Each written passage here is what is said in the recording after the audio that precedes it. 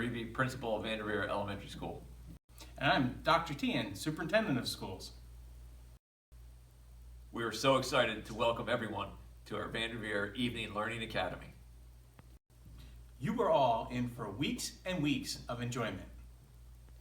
You will be learning alongside your very own Vanderveer teachers.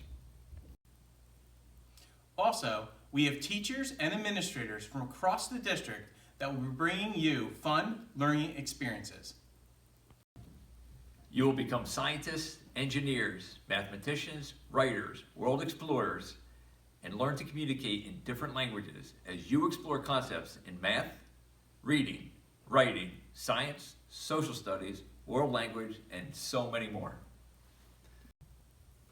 Thank you so much for joining us tonight, and we encourage you to visit often and view other lessons in our learning library as we add to the videos each week. Enjoy!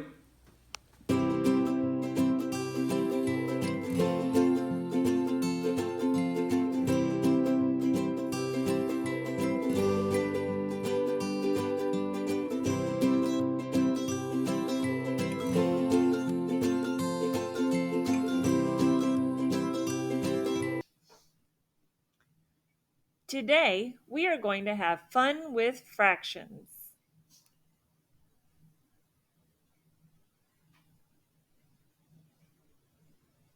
Hi, I'm Mrs. Hobbs, ELA teacher at Somerville Middle School. Hi, I'm Mrs. Tutundu, science teacher at Somerville Middle School.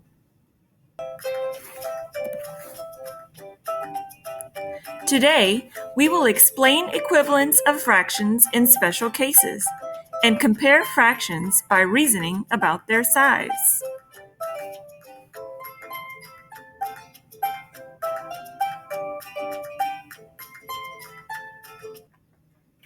Hey, Mrs. Tatindu, what are you doing? Just trying to bake some bread, but I only have a few measuring cups, not all the ones I need. Well, what do you mean? Can't you just apply what we know about equivalent fractions to help us out? Yes, Mrs. Hobbs, I think it's time to break out The bar models! We really hope that you join us in making bar models today. If you would like to make them along with us, here are some materials you will need. 5 to 6 strips of paper, 1 black marker, 1 crayon or colored pencil, and a ruler, which is optional.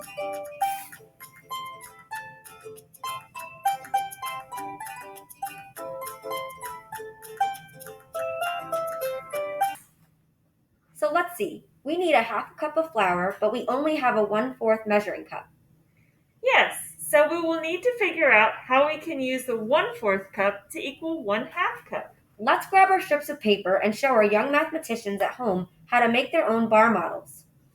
Alright, so the first thing we want to do is make sure that all of our strips of paper are all the same size. That's right. That will definitely make it easy for us moving forward.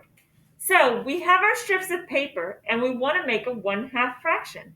I wonder if our young mathematicians at home know how many times we want to fold our paper in order to turn this strip into halves.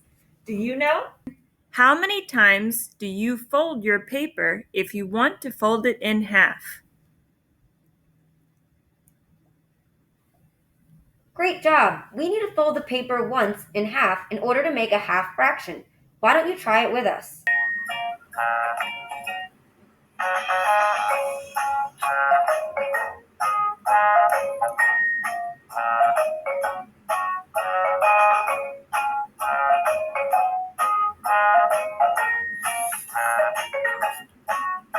So now that we have made our 1/2 bar model, we now need to make our 1/4 bar model.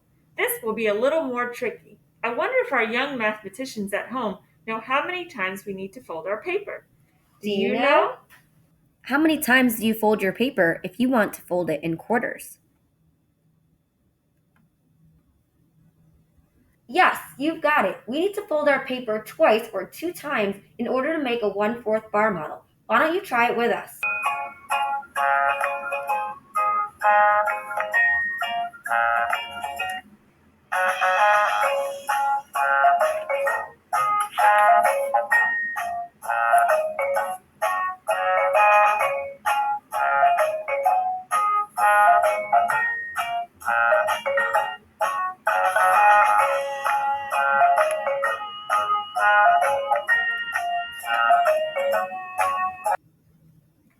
Now it is time for us to shade and label our bar model.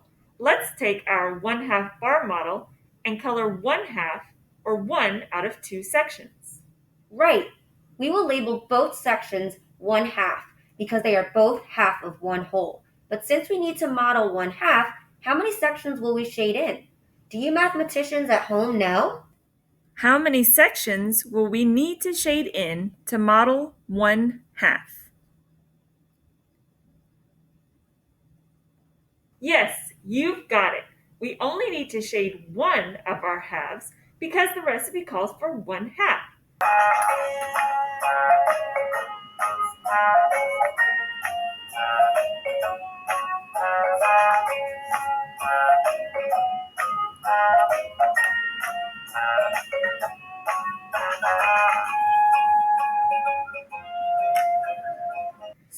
So, we need to do the same thing for the 1/4 bar model. Why don't you try it with us?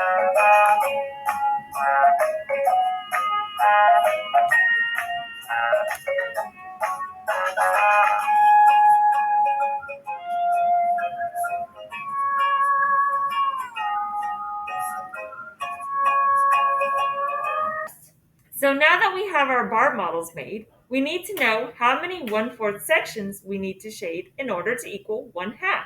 Yes, let's put both bar models right next to each other so that we can shade the appropriate amount of 1/4 sections that will help us equal 1/2.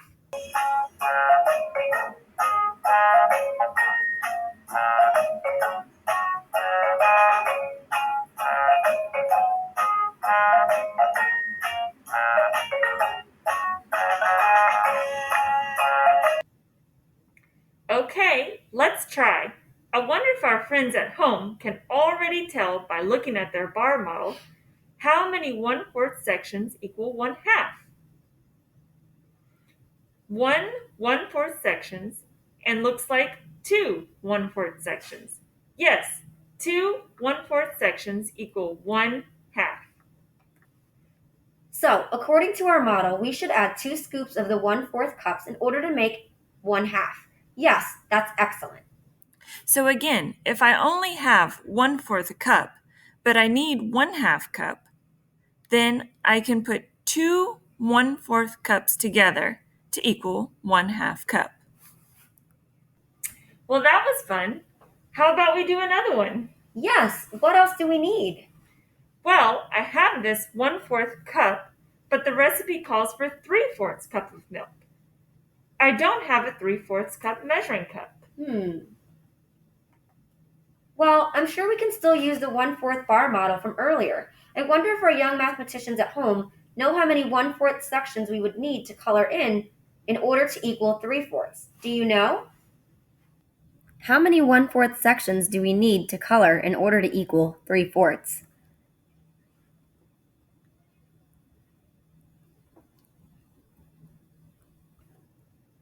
Yes, awesome job. We need to color in 3 of our 1/4 sections to represent 3/4.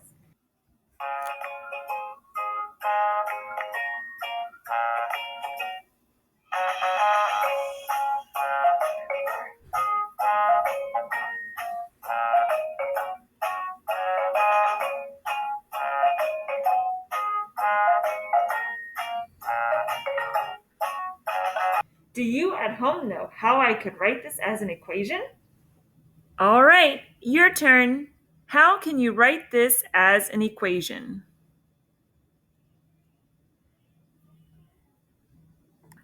Great job! 1/4 plus 1/4 plus 1/4 equals 3/4.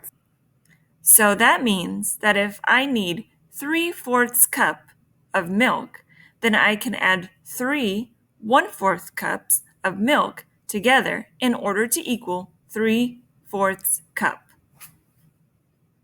So next, we are going to compare fractions. It can sometimes be a little tricky, but remember, the idea of comparing fractions is to look at the bigger value, just like if you were comparing whole numbers. That's right, Mrs. Jatindu. I'm sure our mathematicians at home can easily compare numbers such as 8 and 2. What do you think? Which number has a greater value? All right, your turn. Compare the numbers 8 and 2. Which number has a greater value? Awesome job. 8 is greater than 2. Yes, and we always use the greater than sign to represent that one number is bigger than the other, reading from left to right. 8 is greater than 2. Let's try another. Let's look at the numbers 1 and 6. Which number has a lesser value? Compare the numbers 1 and 6. Which number has a lesser value?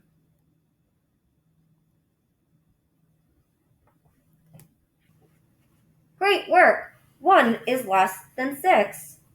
Now let's look at how we can use our bar models to compare fractions. Yes, we can even use the ones we have already made to compare the fractions 1/4 and 3/4. Oh, yes, that is a great idea. So I bet our friends at home already know which fraction is bigger. Do you know? If so, write down your thinking.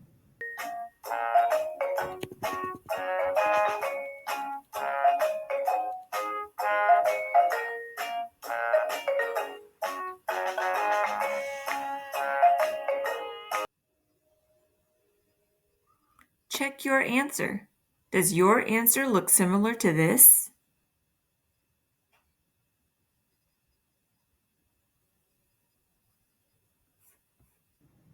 Nice work! You could have written this in many ways. As long as you have the 3/4 value on the open side of the arrow and the 1/4 value on the pointy side of the arrow. Let's take a look at how we used our bar model to help us decide. Let's see if our friends at home can compare both of those fractions to the fraction 1/2. Before we use our model, let's see if our mathematicians at home can guess. Is 1/4 greater than or less than 1/2?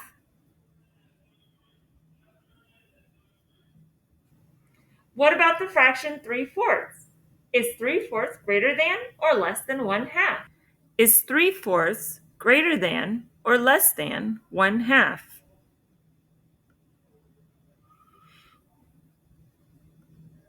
Why don't we look at our model to find out? Now we can look at our shaded area to see if it is greater than or less than 1/2. Let's start with 1/4.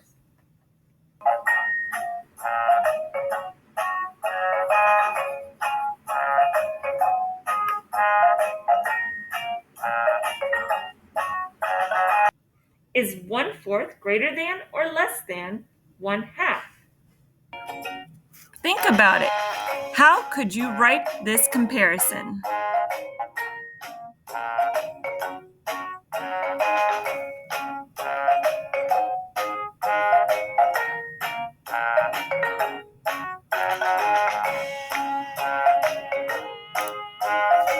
Check your answer and compare it to ours.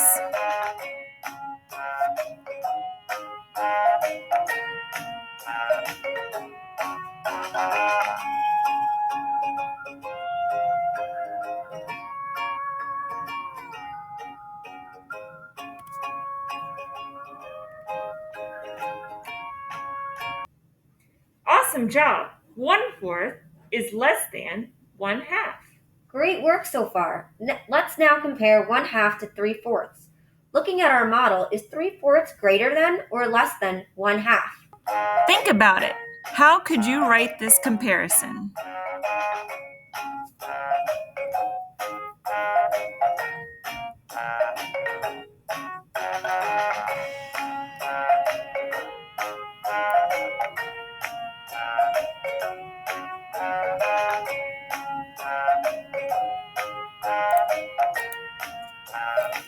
Check your answer.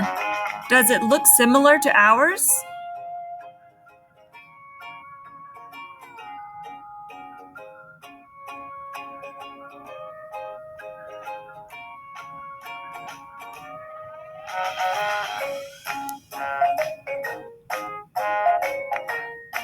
Yes, great job. 3/4 is shaded beyond our 1/2 line. So 3/4 is greater than 1/2. I am so impressed with our young mathematicians so far. I wonder if we can compare other fractions. Hey, yeah, how about if we compare 2/6 to 5/6? Great idea. But since we have a new bottom number or denominator, we will have to fold our bar model a little differently than the others. That's right, Mrs. Chitindu. I wonder if our young mathematicians at home know how many sections we need to form our strip of paper. Do you know? Okay, your turn. How many sections do we need if we want to represent the fraction 2/6?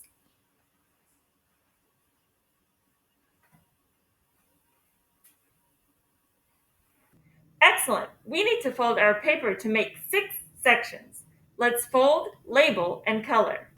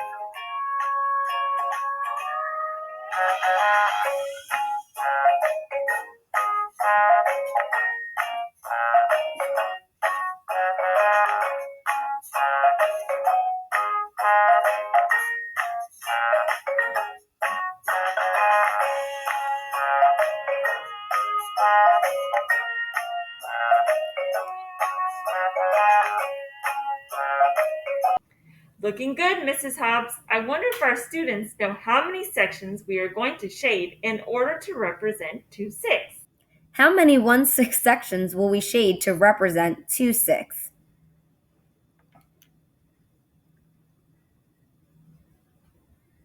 Yes, we will shade 2 of our 1/6 sections in order to make 2/6.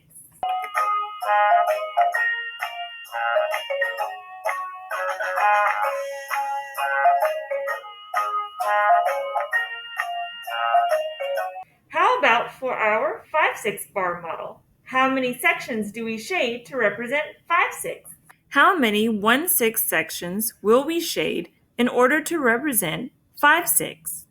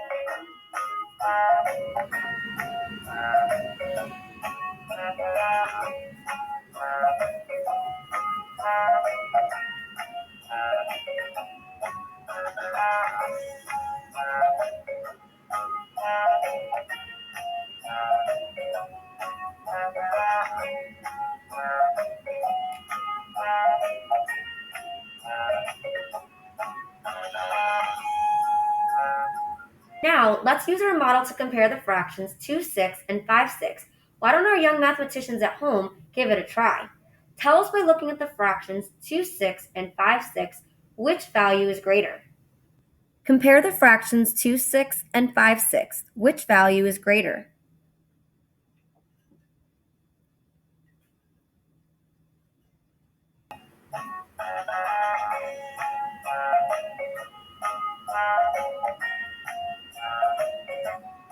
Yes, great job. Looking at our model, we can see that 5/6 is slightly bigger than 2/6. Now that you have your answer, try writing your comparison down.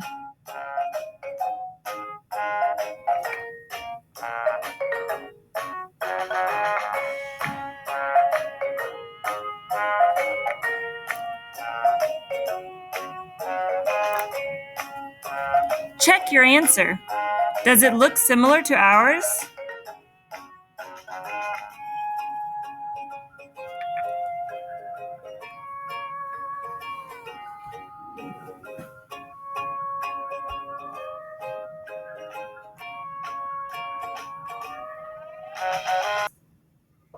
Well, thank you again for stopping by. We hope you enjoyed comparing fractions and try more comparisons on your own.